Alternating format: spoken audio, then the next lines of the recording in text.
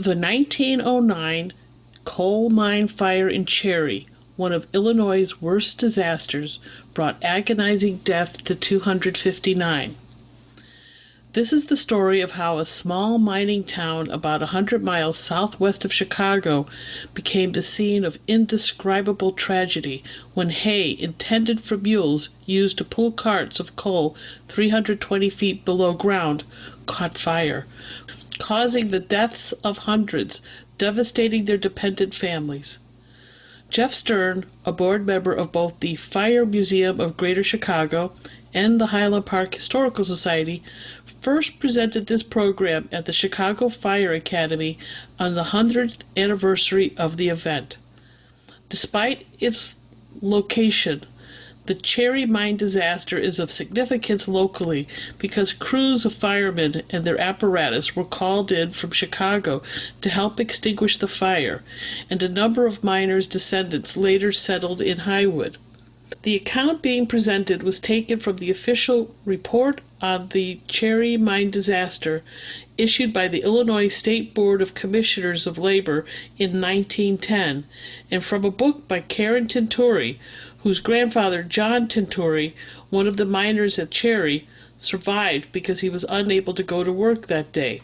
The book, entitled Trapped, the 1909 Cherry Mine Disaster, was published in 2002 and is among the collections of the Highland Park Library. The closest many Chicagoans ever come to a coal mine is a visit to the Museum of Science and Industry, where a sanitized version of a mine was built into subterranean levels of the renovated 1893 Columbian Exposition structure when it began its second life in the 1930s as a hands-on exhibit hall devoted to some of man's more significant scientific achievements.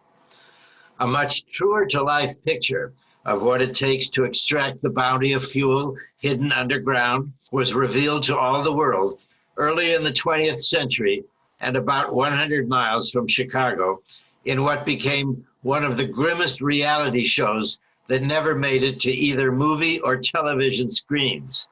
Yet, while it occurred far beyond the city limits, the Chicago Fire Department played a key role in what transpired. During that period, much of our country's industry, transportation, and heating were fueled by coal. Mines were dug almost anywhere coal was believed to exist in such quantities as to warrant the considerable expense a mine operator would have to lay out to extract it from deep down in the earth. Central and southern Illinois were found to have rich deposits of coal, and railroads needed every bit they could find for their growing transportation networks. When a seemingly inexhaustible vein of quality bituminous coal was discovered by the St. Paul Coal Company 3 miles north of the town of Ladd in 1904, a new mining town that was called Cherry quickly sprang up. It wasn't just another typical mine and town that was built 17 miles east and north of the Bureau County seat at Princeton. The $200,000 the St. Paul Company reportedly spent developing the site included a 50-room hotel and 50 modern model homes. Proclaimed to have the largest coal shaft in the country, the Cherry Mine was also said to have set a standard for modernity and safety.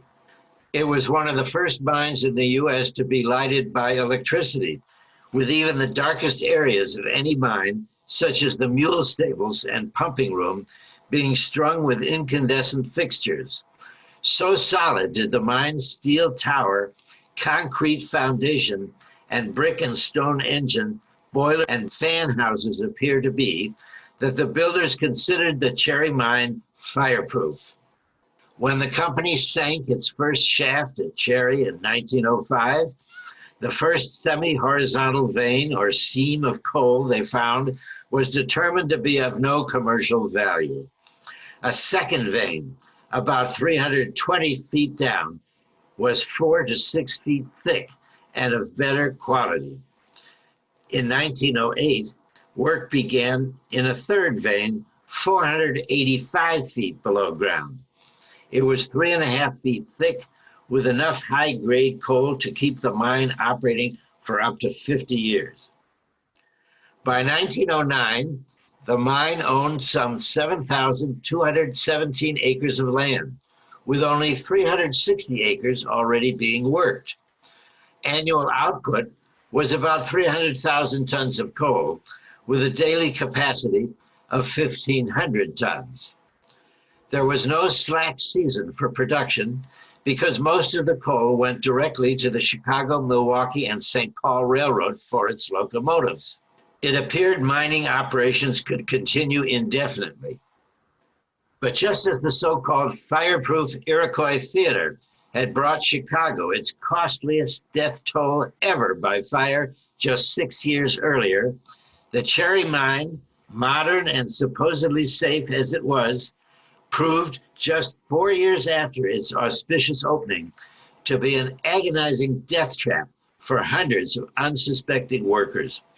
And surely no Chicago fireman ever expected to play a part in the grisly scene that unfolded. November 13th, 1909, started out like almost every other Saturday, with some 480 men and boys descending into the mine by elevator cage between 6:30 and 7 a.m. The pits were still dark that morning because electricity in the mine had been out for almost a month after moisture caused a breakdown in the lead-covered electric cables, sparking a short circuit. While awaiting repairs to the electrical system, 12 to 16-inch kerosene torches, about 2 inches wide, were hung horizontally from the walls to illuminate the mine. Some additional light was provided by handheld safety lamps, and miners also wore helmets with lamps of thick grease that could be lighted to provide a glow that it would at least let others know another person was there. Passageways in and out of the mine were provided by 2 vertical shafts, about 300 feet apart.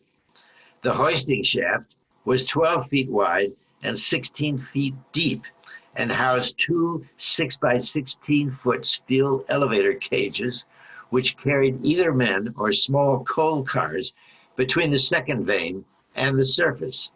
Each of these cages acted as a counterbalance to the other. The air shaft, measuring 8 by 12 feet, was also divided into 2 sections. It had a wooden stairway on one side, running from the third vein all the way to the surface, and a small cage on the other side that was used to carry men or small coal cars between the third and second veins. From the second vein, the men could walk and the cars would be shuttled over to the cages in the main shaft. Fresh air was provided to the mine through the ventilation compartment or air shaft by means of a huge fan with blades spanning 16 feet that was powered by a high-speed engine. Operating at 180 revolutions per minute, the fan could propel a constant stream of fresh air down the air shaft into the mine. Stale air was then forced back out through the hoisting shaft. At about 12:30 in the afternoon on that fateful Saturday, mine manager John Bundy ordered that 6 bales of hay be sent down to the third vein for the mules that were kept there to pull the coal cars along tracks to the cages, where they would then be taken up for unloading. There were mule stables on both the second and third levels of the mine.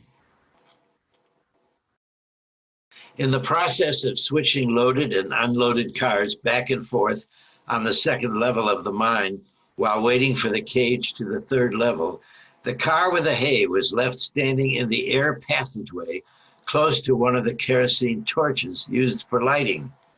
By the time 2 of the workers returned to the car around 1:25 p.m., some of the hay had caught fire. Since small fires were fairly common in the mines and could easily be extinguished, no one seemed unduly alarmed, and the 2 men and a boy working in that area began trying to put out the blaze themselves. After some initial confusion, it was decided to push the burning car to a sump near the mule stable where water could be drawn to attack the fire.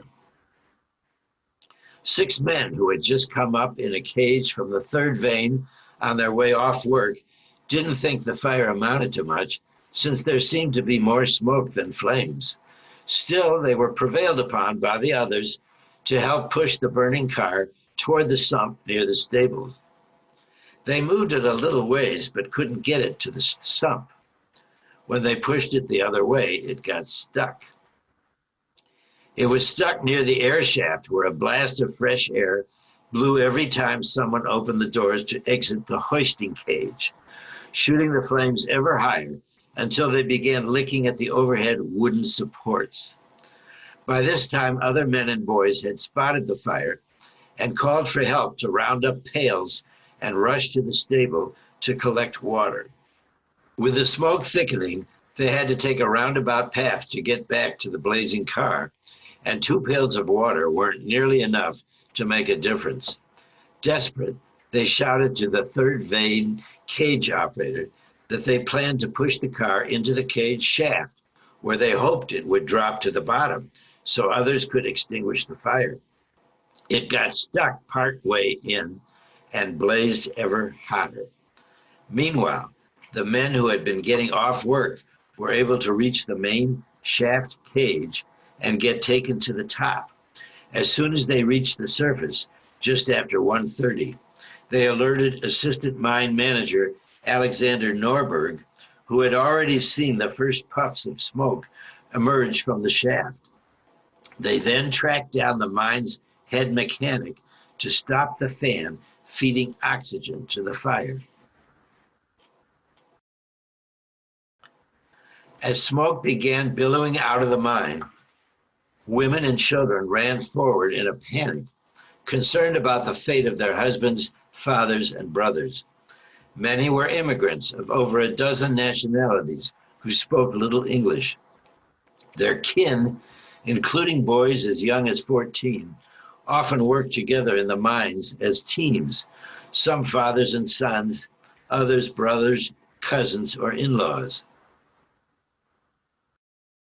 Down below, with the fan now off, the smoke got thicker, and Billy Richards, the main shaft cager, rang for another cage full of men to be brought up. When he went back down to get more men, he suddenly remembered there was dynamite stored on either side of the hoisting shaft. He and his helper loaded it into a car, along with powder and caps, and made sure it was all safely removed. At that point, another attempt was made to move the car with the burning hay. As the operator began raising the cage it was on, the cage fell down the shaft some 160 feet from the second to the third vein level. With water from the sump, mine workers were able to extinguish the fire in and around the fallen car with the hay by about 1:48 p.m. By then, however, the main threat had shifted. The second vein was ablaze because the intensity of the hay fire had set the wooden beams on fire, which then began causing the mine walls to burn. There was no response when the signal went out for the cage to be sent down to the third vein. 2 of the men down there then raced up 160 wooden stairs to the second vein, only to find flames blocking their route of escape to the main shaft. All this was happening within 45 minutes of the time the fire was discovered, and it was at this point that the word was finally being spread throughout the mine that everyone should try to get out as best they could. Almost 300 miners were believed to be working in the second vein that day. The vein was divided into rooms, with the farthest nearly a mile away from the main shaft. On the third vein, close to 200 miners were working in some 90 areas. As they hurried to the air shaft ladders to escape, they had to contend with thick smoke. They found they could climb no farther than the second level, however, because the air shaft stairs above that were engulfed in flames. Shutting off the fan had obviously had little effect in cutting off oxygen to the fire. The pandemonium that now spread throughout the mine and among the panic-stricken families above is too horrendous to imagine and difficult to describe. Flames and smoke seemed to be penetrating everywhere in the second vein as the lack of oxygen began snuffing out miners' lamps, and the mixture of bad air, carbon dioxide, and nitrogen called black damp was making it harder to breathe. Both confusion and heroism pervaded rescue efforts. At 3:30 p.m., a big gust of smoke shot through the passageway between the two shafts. Up top, someone had reversed the fan, hoping to draw out some of the smoke. Instead, the heat from the fire was sucked up right into the fan house, destroying it. Meanwhile, smoke and flames were making each rescue attempt more perilous than the last. At long last, a special engine and train arrived after the 3-mile trip from Ladd, carrying a steam pumper and the entire Ladd Fire Department. They would have been there much sooner, but the young boy who had been sent to call them for help had run off in a panic. The firemen immediately set about connecting their hoses and sent water streaming down the air shaft. Still, they could not prevent one of the most ghastly scenes yet to unfold. With black smoke billowing from the mine, indicating the coal seam itself was burning, the cage operator waited for the correct signal to raise rescuers he had lowered minutes earlier. When others finally convinced him to bring the cage up, all 13 men appeared to be human torches burned almost beyond recognition. Hoping to save whoever might still be alive, the hoisting cage was sent down into the mine unmanned half a dozen more times, but no one else came up. At the same time, calls went out to Mendota, Spring Valley, and other towns for men and water to fight the fire and surgical supplies, physicians and nurses to treat the injured.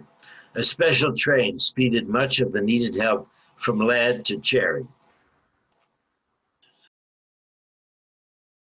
By 4 p.m., the mine superintendent decided there was no use trying to fight the fire with the hoisting shaft still open, allowing air in to feed it.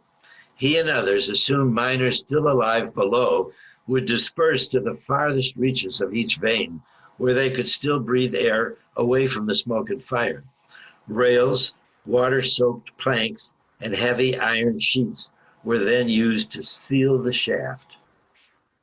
Meanwhile, the firemen from Ladd worked tirelessly, pouring tanks of water down the air shaft. Most of it went straight down the shaft and into the sump below, never reaching the hundreds of feet of burning timbers ablaze between the two shafts. Their offers to enter the mine to save more lives and attack the fire head-on were turned down by mine officials, afraid they would become victims as well. Though nearly overcome several times by steam and smoke from the air shaft, Ladd Fire Department Captain Jack Evans stayed at his post throughout the night as water continued to be poured down. When the flames were no longer visible, a light was lowered into the shaft, but its glow was obscured by clouds of smoke still sifting out. Desperate miners' wives and mothers kept a vigil as well. By early Sunday morning, a train carrying mine and Chicago, Milwaukee, and St. Paul Railway executives had reached Cherry by special train. Later, federal teams connected with the University of Illinois in Urbana arrived with oxygen containers and helmets and other equipment to assist with the life-saving efforts. Everyone was focused on saving the men below, trying their best to survive. Also on Sunday, Illinois Mining Commission President Richard Newsom arrived, ordered by Governor Charles Deneen to take charge of the rescue work. Assisting him were all 10 of the state's mine inspectors. As other experts arrived from Iowa, Missouri, Indiana, Ohio, and Pennsylvania, a house-by-house canvass was made in the town of 2,500 that determined 256 miners were missing. At 1:20 that afternoon began the first of several new attempts to descend into the mine. U.S. Geological Survey mining engineer R.Y. Williams and Henry Smith, a miner from Peru, put on heavy steel and glass helmets and strapped 45-pound oxygen containers onto their backs. Lowered in what was no more than a barrel, they kept running into obstructions and other problems that halted their progress. Finally, around 5 o'clock, and on the fifth trip down, Smith and another volunteer reached the second vein, 320 feet below ground, and walked 150 feet from the shaft using electric lanterns they had brought for their search. They found neither live men nor bodies, but a third rescuer traveling with them thought he heard tapping sounds on a pipe. Another search was planned for the next day. That Monday morning, workers made another attempt to descend into the mine using oxygen helmets and other equipment. This time they found too much smoke and heat on the second vein to get beyond where the earlier team had reached. Later, the fan was turned on again in reverse to try to clear the air below. It was stopped when it appeared new fires had broken out.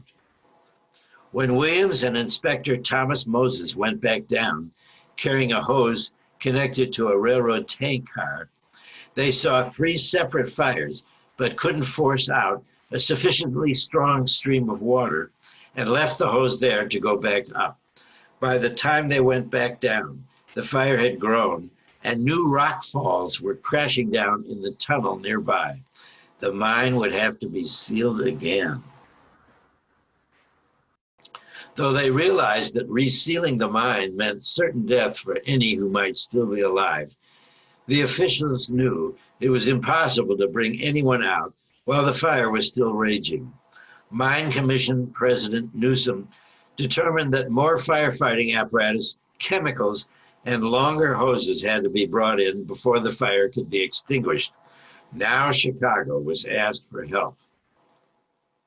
On Tuesday morning, Captain Thomas Kenny of Chicago's downtown Engine 40 took a call from Fire Marshal James Horn about the request. He quickly picked out a crew of 10 that included Lieutenant Patrick Smith, 2 engineers, and 7 pipemen. And by 2:30 p.m., they were on a special train with all their gear, an engine and a truck, 5,000 feet of 2-inch hose, 500 feet of 3-inch hose, and 36 Babcock extinguishers. Chief Horn, together with his men, their equipment, and an additional 2,000 feet of hose brought in from Milwaukee, set forth on a Chicago, Burlington, and Quincy train, which made the 83-mile trip to Mendota in the record-breaking time of 62 minutes. After being shuttled to Cherry, the Chicago firemen immediately unloaded their equipment, but were unable to work that night. Early Wednesday morning, with Chief Horn taking charge of the firefighting efforts, the engine was conveyed to a nearby pond where a line of hose was laid out to the main shaft with the intention of putting out the major part of the fire by flooding it. In the afternoon, Horn asked permission to send his men down into the shaft to fight the fire directly, but officials didn't want to risk further loss of life. To ensure an adequate supply of water, 5 railroad tank cars were brought in, each with a capacity of 10,000 gallons. After inundating the mine, Captain Kenny's crew descended the main shaft Thursday night. They could endure only 2 hours, however, before having to retreat back up. Kenny said it wasn't the flames he feared, but the fatal black damp that was the terror of all miners. The next day, under Chief Horn's direction, Kenny and his crew worked in relays underground until the greater part of the fire was extinguished. As he said later to the experts, I firmly believe that if we could have reached the east side of the second vein, we could have completely conquered the fire, but that this was impossible, as it was buried in vast tonnage of debris and cave-ins. That same Friday, the blackened bodies of 4 miners were discovered. By Saturday, a week after the disaster began to unfold, the fire appeared under control, and rescuers were able to enter the mine and look for more victims. Both Chicago firemen and miners risked their lives to bring out the bodies of the dead, while working around smaller fires, cave-ins, and pockets of dreaded black damp. Shortly after 2 that Saturday afternoon, David Powell, superintendent of another mine who was helping remove bodies at Cherry, entered a room deep in one of the farthest recesses of the second vein and heard voices. He and his crew had stumbled across the first of what turned out to be a group of 21 miners still alive after an entire week of unimaginable deprivation, despair, and horror. Powell, Captain Kenny, and others had to climb over dead men, mules, and debris to reach the survivors, most of whom were too weak to make it out on their own. Portable electric lights, oxygen equipment, and other gear were needed to complete the rescue effort, and some of the survivors, as well as the rescuers, required resuscitation before they could be brought up from the hell below. National Guard troops were ordered to hold back frenzied family members who surged around the hoisting shaft, calling out the names of their loved ones as the survivors were slowly brought up and rushed to a makeshift train car hospital. While Daniel Halofsek died 2 days after his rescue, other survivors gradually regained their strength, including brothers named Fred and Frank Prohaska. Despite this bright ray of hope, there was little other good news. Volunteers were still finding more bodies and digging through a cave-in that was blocking access to the third vein of the mine. Throughout Sunday, November 21st, Captain Kenny and his men worked to subdue a new fire at the mouth of the shaft, hoping to find still more men alive. It was not to be. Shoveling out rock falls throughout the night, at dawn Monday, teams of volunteers broke through one area to find 29 bodies heaped and tangled behind a trapdoor, with messages to their families stuffed in their pockets. Another 23 were found scattered along a corridor, including 3 men who were believed to have died only in the past 24 hours. And so it went, even before rescuers reached the third vein. One of the messages that was written and tucked in a pocket by a seemingly doomed miner was saved and later published. It was written 2 days after the fire began by Salvatore Pigatti, who, with his brother Giacomo, were among the 21 who survived that week of horror before being rescued. Addressed to Giacomo's wife, he told her the despair of being trapped, quote, like rats, unquote, and of, quote, searching for a way to save ourselves, unquote. He asked her to write to, quote, my bereaved parents and tell them about our end. When they find my corpse, I pray you have me buried beside my brother, as we unfortunately will have the same death, unquote. He then spelled out other details about what he wanted for his funeral and how it was to be paid for.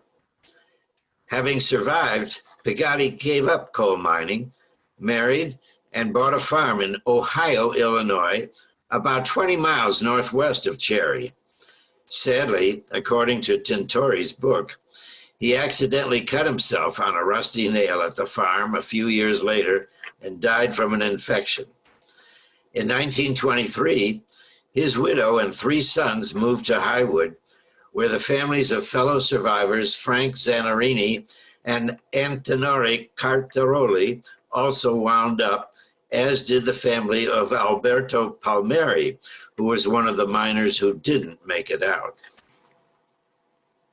After a week of almost continuous work under the severest conditions, Captain Kenny and his crew were relieved by a new Chicago Fire Department crew led by Captain Michael J. Corrigan of South Loop Engine 104. Despite fires breaking through several spots in the shaft lining, rescuers finally made their way into the third vein, and on Wednesday, November 24th, some 500 feet from the shaft, 168 more bodies were found. That same day, geologist George Rice discovered an imminent danger, pockets of white damp or carbon monoxide, which he feared could blow up the mine and the entire town above it. That threat and the constantly regenerating fires, cave-ins, and other hazards led mine officials to decide to cease all rescue efforts and seal over both shafts of the mine early Thursday with steel rails and concrete. With little they could still do, the Chicago firemen, who had traveled to Cherry to fight the fire, save lives, and treat the victims, reluctantly returned home.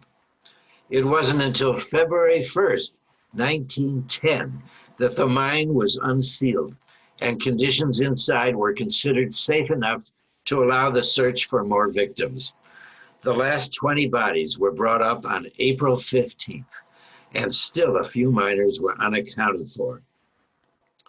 The final toll was 259 lives lost and included 3 volunteer rescuers who were not mine employees. The official report indicated the miners left behind 160 widows, 341 children under 14, and another 49 over 14.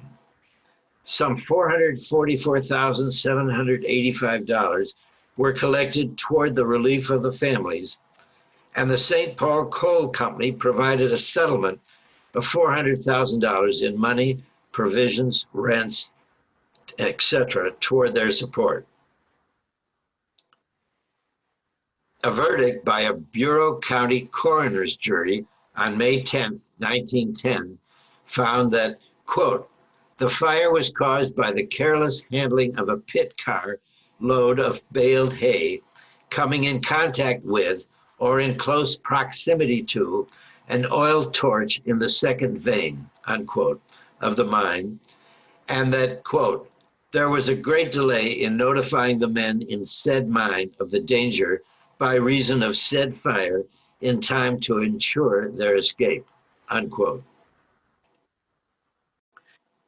To this day, the welcome sign to Cherry, Illinois, features the outline of a miner carrying a symbolic lamp into a mine with a silhouette of typical mounds of shale from a mine in the background.